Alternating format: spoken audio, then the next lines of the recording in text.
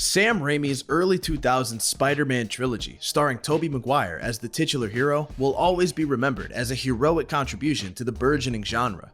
Mark Edlitz's book Movies Go Forth reveals many tales and what could have been about fourth films in franchises. It's a love letter of sorts to the fourth film, the good, the bad, the ugly, and the unmade, as told by the creative forces behind them. One of the accounts of an unmade film is especially intriguing and leaves one to wonder what could have been. One of the most fascinating elements of the potential fourth installment is the villain, who would star alongside Maguire as the main nemesis to Spider-Man. Initially, it was selected to be none other than Vulture, and things went so far as casting John Malkovich to play the role. He would have a daughter who would also play a major part in the story, and while that role didn't get cast before the project was cancelled, several prominent names were attached. Kate Beckinsale and Anne Hathaway were early contenders, with Beckinsale even doing a read-through with Tobey Maguire. Raimi, though, was leaning towards Angelina Jolie, and while there was no word on who the finalist was, artist Jeffrey Henderson was instructed to use Jolie's likeness on his storyboards.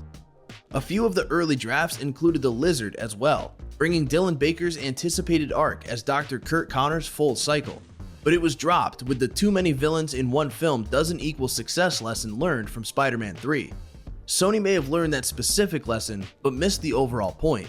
Trust Raimi and keep your nose out of it. Studio interference was a major reason for Raimi's departure from the project. It began with Sony holding fast to a 2011 release date.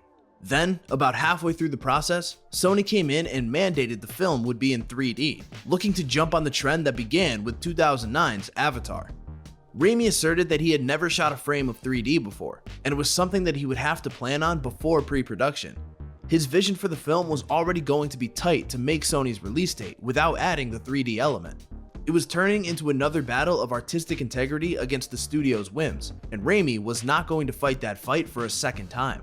Despite millions of dollars having already been spent, sets already being built, and the cast largely in place, Raimi walked away, and Spider-Man 4 got shut down. Some elements of Spider-Man 4 were picked up by the Spider-Man films that followed. The Vulture would go on to be the antagonist in Tom Holland's first swing as the hero in Spider-Man: Homecoming, and the Lizard would be the villain in the first entry of the Andrew Garfield-led reboot series, The Amazing Spider-Man. The presence of both Maguire and Garfield in Spider-Man: No Way Home revived interest in follow-ups for their respective takes on the character, with Maguire telling people that he would be more than happy to keep appearing in Spider-Man films. A report about the fourth film with Holland's Spider-Man suggests that it would be the film that bridges the gap between the Sony Spider-Man Free Spider-Verse and the MCU, which increases the odds of further cameos from the Sony Spider-Man pair.